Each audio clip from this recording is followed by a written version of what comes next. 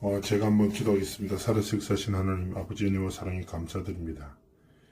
성삼위 하나님, 우리 삶의 영원한 망대가 되셔서 성삼위 하나님의 전능하심 우리 삶의 모든 여정을 지키시고 보호하시며 인도하셔서 하나님의 영광이 우리의 삶을 통해 나타나도록 축복하시고 하나님의 말씀이 우리의 삶에 성취되어 그 성취가 우리 삶의 이정표되어 영원한 작품, 기업, 유산 남기는 삶과 길을 걸어가도록 함께 하시고 축복하여 주옵소서.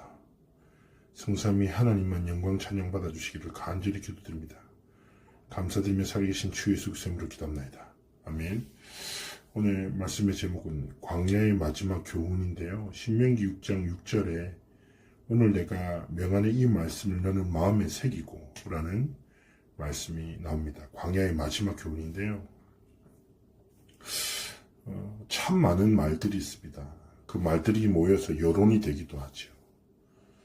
그리고 사람들은 저마다 자신의 생각과 기준을 따라 선택하고 말하고 생각하고 삶을 살아가기도 합니다. 그러나 우리는 다른 것이 아니라 사람의 말과 그 사람들이 모인 여론이 아니라 이 모든 사람들을 지으시고 다스리시는 살아에서 역사하시는 성삼위 하나님의 말씀 앞에 무릎 꿇고 말씀에 순종하고 하나님의 말씀 속에서 답을 얻고 우리의 삶의 모든 여정을 걸어가기 원하시는 것입니다. 이스라엘 민족은요, 광야에서 40년 동안 있었습니다. 사실 직선거리는 일주일이면 가는 데거든요. 근데 돌아서 돌고 다시 돌아서 40년인데요. 이 40년의 여정 속에는 하나님이 있었습니다. 어떻게 보면 문제라고 할 수 있죠. 그러나 문제 속에는 뭐예요? 하나님의 이유가 있다고요.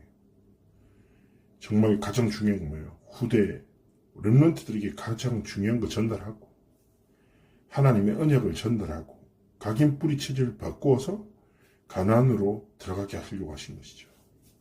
그래서 하나님 앞에서 우리가 정말 꼭 붙잡아야 될 첫 번째가 무엇입니까? 바로 오세오경인데요. 창세기입니다. 창세기를 통해서 우리가 꼭 기억해야 될 것은 무엇입니까? 우리가 하나님의 형상으로 창조되었구나. 하나님을 떠난 이 사건으로 인해서 인간의 영원한 문제가 저주와 재앙이 임하게 됐구나. 모든 문제의 시작과 하나님이 주신 답, 창세기 3장 15절, 여자의 후손 되신 그리스도가 창세기에 기록됐습니다. 그래서 우리는 오늘 기억해야 돼요. 뭡니까? 나는 하나님의 형상대로 지음받은 하나님의 자녀입니다. 예수 그리스도로 인해서 뭐예요? 모든 사단의 권세와 저주와 재앙에서 완전히 해방되었습니다. 두 번째 무엇입니까? 출애굽기죠. 이스라엘 민족이 어떤 방법으로도 안 돼요. 애굽에게 사로잡혔잖아요. 10가지 재앙이 닥칩니다. 어떤 방법? 제가 신학교 때 그 10가지 재앙을 외웠다니까요. 픽독 10가지 재앙이 외웠는데 그 10가지 재앙 어떤 방법과 노력으로도 벗어날 수 없어. 그런데 뭐예요? 6월절에 양의 피 바른 날, 그리스도께서 주인 되신 날, 참된 구원의 축복, 오순절 뭡니까? 성령으로 역사하시고 인도하시고, 수장절 뭡니까? 영원한 천국, 하나님 앞에 열매 맺는 삶과 길로 축복하셨다. 그래서 마찬가지입니다. 인간의 참된 문제와 답 대신 그리스도를 붙잡을 때 새 절기의 응답이 우리의 삶의 여정 속에 동일하게 나타나는 것입니다. 이 답을 가진 사람에게 세 번째 레위기가 무엇입니까? 예배가 모든 것이구나. 그래서 예배를 섬기는 레위지파가 제사장이 전도자가 목회자가 중요한 거. 그러나 더 중요한 것은 그리스도께서 십자가 지신으로 모든 성도가 레위지파의 축복을 누릴 수 있도록 하나님 축복하셨어요. 그래서 예배 성공이 인생 성공이면 예배 중심으로 삶의 중심을 딱 둬야 돼요. 그래서 말씀의 흐름 속에 우리의 삶이 있도록 하나님 앞에서 헌신하고 결단해야 되는 것입니다. 네 번째 무엇입니까? 민수기죠. 민수기에는요, 가나안 정복을 위해 하나님이 택하신 12지파 70인 장조 남은 자 렘넌트가 기록됐습니다. 넘버스, 숫자를 세는 거죠. 자, 중요한 것은 뭡니까? 성경의 역사 속에 기록된 인물들이 있습니다. 우리는 누굽니까? 전도운동의 역사 속에서 기록된 하나님의 사람들입니다. 조모해받을 수 있습니다. 핍박받을 수 있습니다. 무엇이 중요합니까? 그렇죠?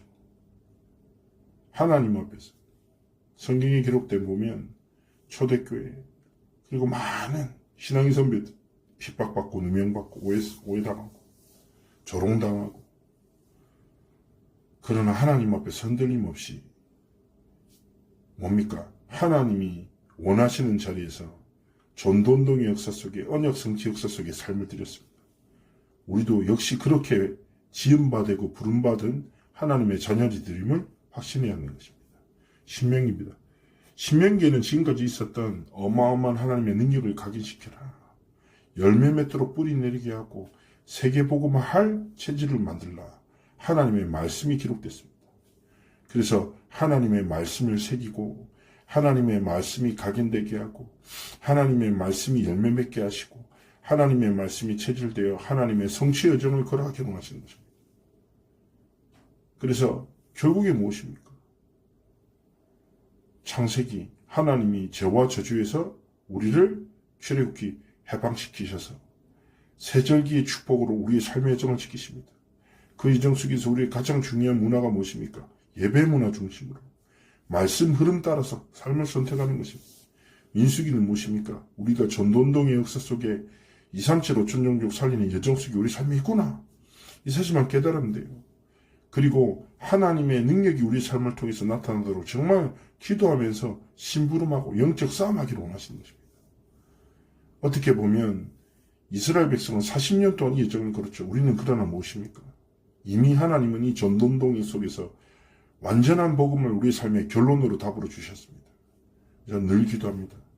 한 번뿐인 인생, 로마서 14장 7절 8절 말씀처럼 주를 위해 살다가 주를 위해 죽는 것 가장 영광됩니다.